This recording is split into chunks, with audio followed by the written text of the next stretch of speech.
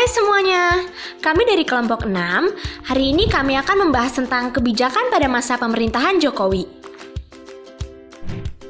Bapak Insinyur Joko Widodo atau yang biasa akrab dengan sebutan Bapak Jokowi resmi dilantik menjadi Presiden Negara Republik Indonesia tahun 2014 sampai 2019 pada tanggal 20 Oktober 2014.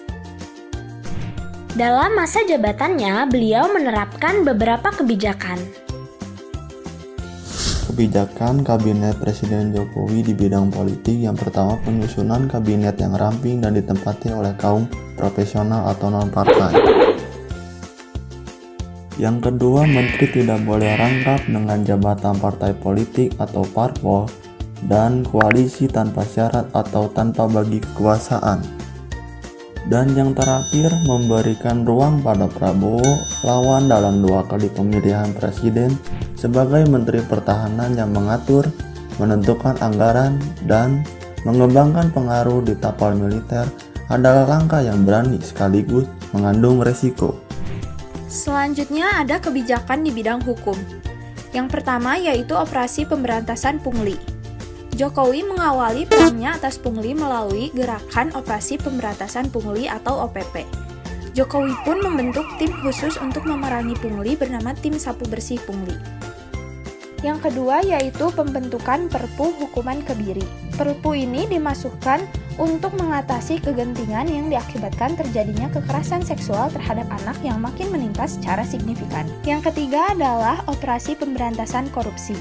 Salah satu yang menjadi bagian penting dalam reformasi hukum di era Jokowi adalah pemberantasan korupsi.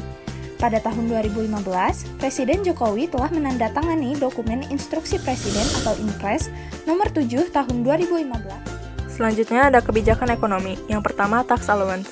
Untuk perusahaan yang mampu melakukan reinvestasi dengan hasil dividen, perusahaan yang mampu menciptakan lapangan kerja, dan perusahaan yang berorientasi dan perusahaan yang investasi di research dan development. Kemudian setelah itu juga, pemerintah berlakukan insentif PPN untuk industri galangan kapal. Yang kedua, kebijakan tentang bea masuk anti-dumping sementara dan bea masuk tindak pengamanan sementara terhadap produk impor yang unfair trade. Poin ini dalam rangka melindungi industri dalam negeri. Yang ketiga, pemerintah memberikan bebas visa kunjungan singkat kepada wisatawan.